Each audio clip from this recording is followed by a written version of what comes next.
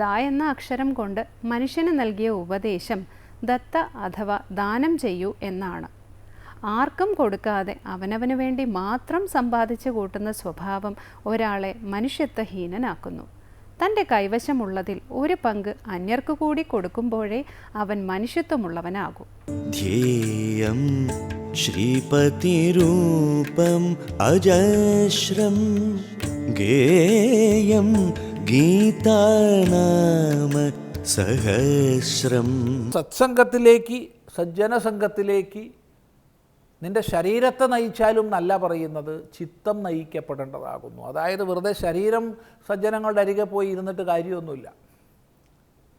നമ്മുടെ ബുദ്ധി, നമ്മുടെ മനസ്സ് പൂർണ്ണമായിട്ടും അവരിലായിരിക്കണം. ആര് നാമം ജപിക്കുന്നോ അത് അലകളില്ലാത്ത സമുദ്രം പോലെ വളരെ ശാന്തമായി തീരുന്ന ഒന്നായിത്തീരുന്നു നമ്മുടെ മനസ്സ്. അങ്ങനെ പരിശുദ്ധനായി ഭവിക്കുന്നു. അങ്ങനെ പരിശുദ്ധയാകുന്ന സദ്ഫലം അവരിലുണ്ടാകും. ഇന്ന് വൈകുന്നേരം 6:30 സന്ധ്യാദീപം.